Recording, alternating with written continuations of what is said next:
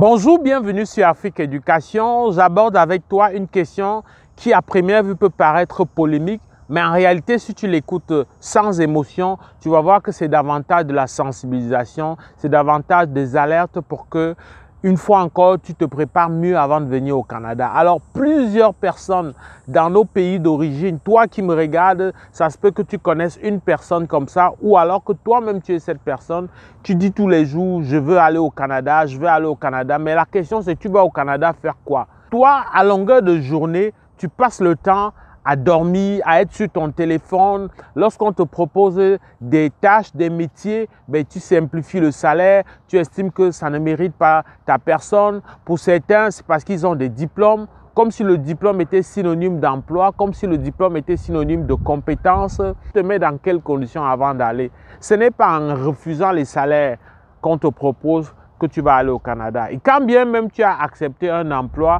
ben c'est toi qui seras en retard. C'est toi qui, pour des raisons qui ne sont pas suffisamment tenables, tu vas être absent au travail. Pour X ou Y raison, parfois, la veille, tu as fait la fête, tu as fait une fête très arrosée, tu n'as pas été mesuré, tu travailles sans objectif, tu te comportes vraiment comme un salarié, c'est toi qui critiques le patron, c'est toi qui estimes que le travail ne te mérite pas et que tu le fais vraiment parce qu'il faut que tu sortes de la maison. C'est toi qui as toujours des avis pessimistes. C'est toi qui passes ton temps à regarder le succès des autres et à te comparer, à estimer que tu peux faire mieux. Mais tu n'as fait aucune preuve, tu n'as rien fait.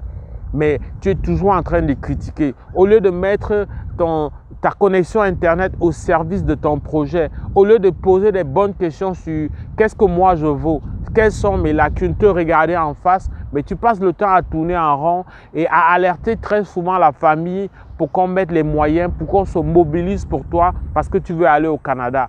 Alors, ils sont nombreux des gens comme toi qui ont fait ça jusqu'à venir au Canada. Mais ils ne vont jamais te dire dans quelle galère ils sont. Ils ne vont jamais te dire combien c'est un pays capitaliste et d'un capitalisme, comme je le dis souvent, pur, dur et insidieux. Est-ce qu'ils t'ont dit ça? Est-ce qu'ils t'ont dit que ça prend vraiment d'avoir une bonne préparation psychologique? Est-ce qu'ils t'ont dit que venir au Canada, ça suppose que si tu tiens à réussir, si tu veux être mieux que ce que tu étais en Afrique, ça demande que tu travailles, ça demande que c'est tout un projet, c'est un projet dans tout son sens du terme, c'est-à-dire un projet où tu dois avoir des objectifs. Qu'est-ce que je vise? On va dire facilement, je vise un mieux-être parce que dans mon pays, ça ne va pas. Les hommes politiques ont tout pris, on vole l'argent, c'est la corruption. Comme s'il n'y avait pas des choses à remettre en cause vraiment dans ton quotidien. Le but de cette vidéo, c'est un coup de gueule pour dire que oui, tu as ta place probablement au Canada.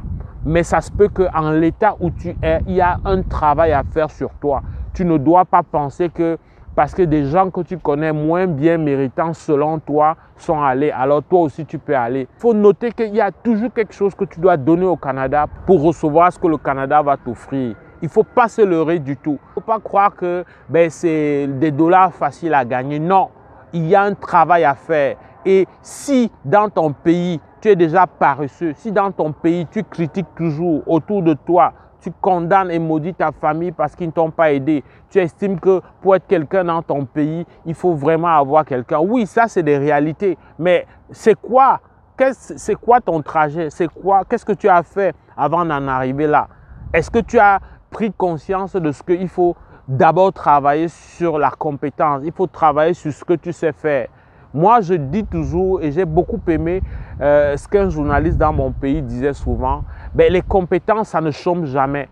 Lorsqu'on décide, par exemple, d'aller à la fonction publique, ce journaliste disait, c'est bien parce qu'on veut un raccourci, c'est parce qu'on veut un réconfort, c'est parce qu'on doute de ce qu'on vaut. Mais quand on est compétent, lorsqu'on décide qu'on a de la niaque, on a de la ressource, qu'on est fonceur, il n'y a pas de raison qu'on ne puisse pas trouver son Eldorado, y compris dans son pays d'origine. Alors, je te vois tout de suite me dire que, mais qu'est-ce que tu fais là-bas? Ce que je fais ici, c'est parce que j'ai quelque chose à donner. Et mon message là, c'est vraiment pour dire que rassure-toi que tu as quelque chose à donner avant de penser que tu vas venir ici. Si tu penses que tu vas dribbler le système, tu vas contourner le système pour te faire ta place au soleil, c'est faux. Je te le dis tout de suite pendant que tu es encore en Afrique, oublie ça. Travaille sur toi. Travaille d'abord sur tes lacunes. Fais la remise en question. Arrête de dire que le problème, c'est ton pays. Même si ton pays a une part de responsabilité, mais c'est une responsabilité davantage collective. Tu dois travailler sur toi. Tu dois être sûr que tu as quelque chose à offrir. Tu dois être sûr que tu fais un travail tel que tu t'assures que tous les éléments qui dépendent de toi ont été revus un par un.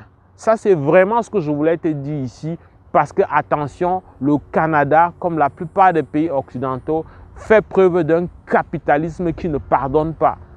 Fait preuve d'un capitalisme que si tu ne fais pas attention, ben, tu seras beaucoup moins, tu seras économiquement plus en recul que dans ton pays. Dans ton pays, au moins, tu as un toit, tu ne manques pas où dormir. Dans ton pays, tu tournes, mais tu as quelque chose à manger. Mais ici, est-ce que tu veux t'aligner pour aller prendre la nourriture dans les restaurants de bienfaisance? Est-ce que tu veux t'aligner pour aller prendre le petit chèque de rien du tout qui ne peut même pas te permettre d'avoir un repas chaud? Est-ce que c'est à ça que tu veux arriver si tu tiens seulement à aller de manière aveugle sans vraiment t'asseoir et vraiment tisser ça? Est-ce qu'il suffit de voir comment les autres sont allés et peut-être ont réussi pour ceux que tu sais, pour conclure que toi aussi tu vas réussir? Vraiment, mon frère, ma soeur, calme-toi et arrête de compter sur du vent. Travaille d'abord sur les éléments de ce que tu peux apporter. Travaille d'abord ton quotidien. Donne-toi les moyens vraiment objectifs de dire que le Canada est fait pour toi. Parce que oui, ça ne va pas changer. Même pas demain, ce n'est pas près de changer que le Canada aura besoin de la main-d'œuvre.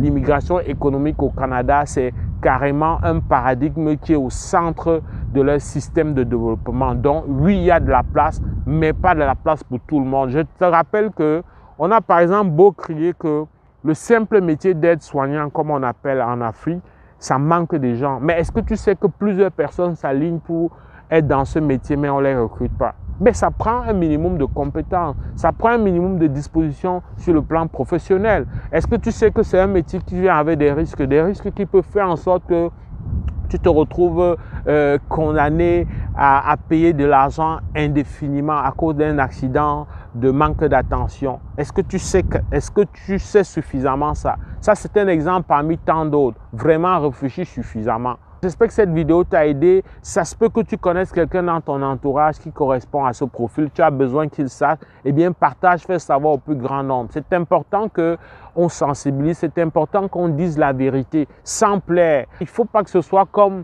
une affaire où chacun part et ferme son clapet et fait rêver, fait miroiter, empêche aux autres de connaître la vérité. Nous n'avons pas eu la chance qu'il y ait des gens pour nous dire ça comme ça. Nous, on va le faire pour vous en tant qu'éducateur. Si cette vidéo t'a plu, donc like.